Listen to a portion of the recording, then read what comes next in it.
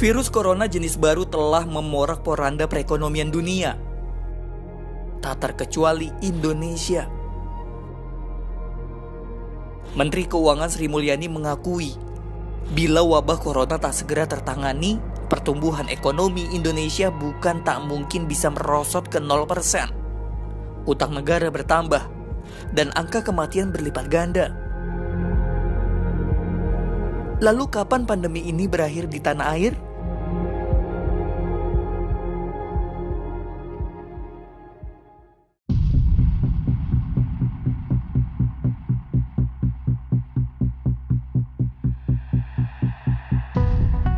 Hingga 28 Maret 2020, jumlah kasus COVID-19 di Indonesia mencapai 1.155 kasus.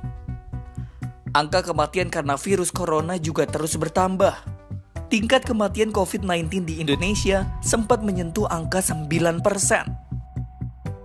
Ini membuat Indonesia berada di peringkat atas dalam daftar negara dengan tingkat kematian kasus corona tertinggi di dunia.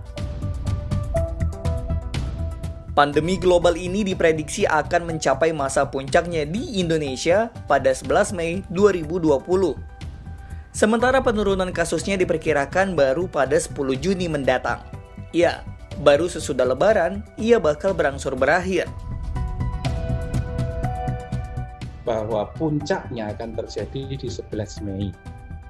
Setelah itu akan turun, tapi hilang ke titik nol. Tidak, masih ada orang yang terinfeksi. Sutanto Sastrareja adalah seorang dosen dan pakar matematika di Universitas 11 Maret, Surakarta. Nah, saya meramalkan sampai berapa? Hanya saya potong sampai 100 hari. Kalau saya teruskan sampai 200 hari bisa enggak? Bisa, mungkin kurvanya juga akan turun. Tapi turunnya lambat. Tapi saya hanya memotong 100 hari saja. Buat saya, pemerintah sudah bisa kok 100 hari itu membuat skenario selesai. Tapi ternyata kalau kondisi ini seperti sekarang ini diterus-teruskan, 100 hari tanggal 10 Juni itu belum hilang. Kesimpulan tersebut diambil berdasarkan data sejak kasus pertama corona diumumkan, yakni 2 Maret hingga 22 Maret 2020. Data tersebut meliputi orang yang terinfeksi, pasien yang sembuh, dan orang yang meninggal. Secara matematis, dinamika populasi COVID-19 ia terapkan dalam model SIQR, yakni susceptible atau S sebagai orang sehat yang rentan terinfeksi. Di sini terinfeksi tidaknya sangat dipengaruhi laju kontak atau beta. Jika angka beta besar, artinya orang itu sering bertemu, berkerumun, dan menggelar acara bersama atau berkelompok. Saat itulah banyak orang akan pindah dari S menjadi I alias terinfeksi.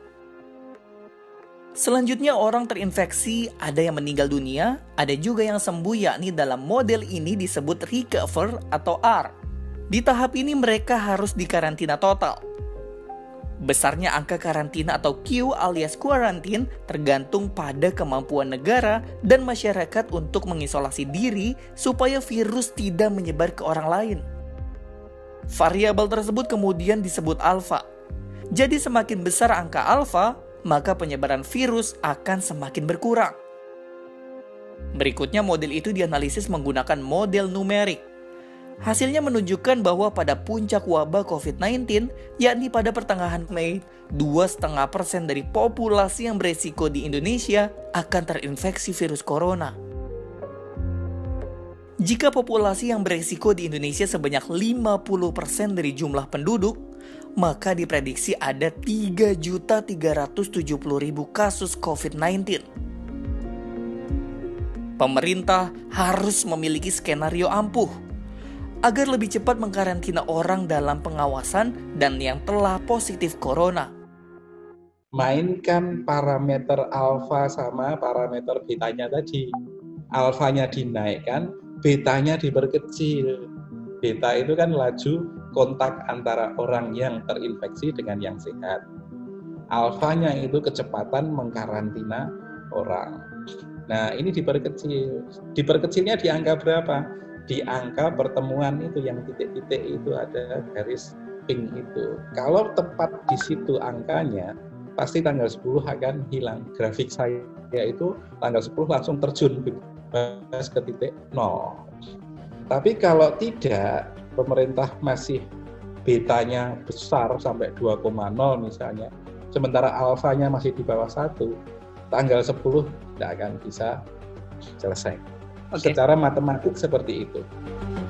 Lantas, apakah lockdown atau mengunci suatu wilayah jadi cara jitu untuk menekan penyebaran virus corona? Kalau lockdown dilakukan.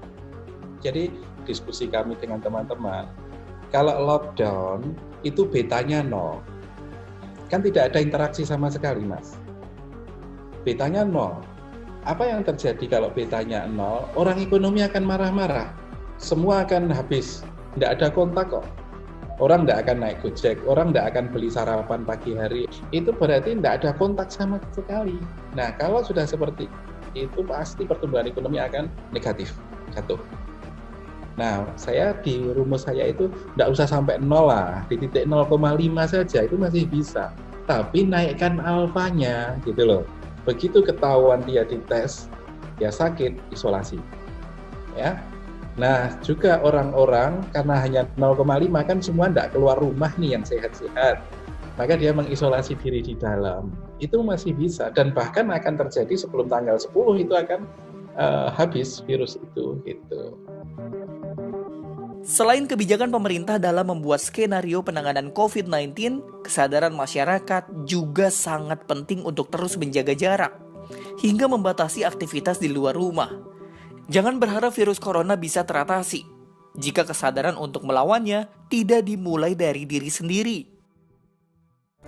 Kalau di Bali ada pecalang, tolonglah di desa-desa ini adakan siskamling corona. Ya, tugasnya itu tadi, supply sarapan mereka, bikin WhatsApp grup di antara mereka, bikin posisi penduduk itu di mana, status kesehatannya seperti apa, penduduk yang baru datang yang mana, siapkan rumah sendiri 14 hari. Terus pecalang ini, tim siskamling ini hubungkan dengan rumah sakit rujukan, ya, hubungkan dengan warung, dengan restoran. Jadi tidak usah bikin dapur umumnya biar di situ. Jadi karena ekonomi harus hidup, Mas. Nah, seperti itu. Ini saya mencoba menyambungkan antara apa yang sudah hidup di masyarakat, ya, tidak perlu membuat sesuatu yang baru. Bahkan akan ada namanya crisis center. Orang sudah bingung ini istilah apa meneh gitu.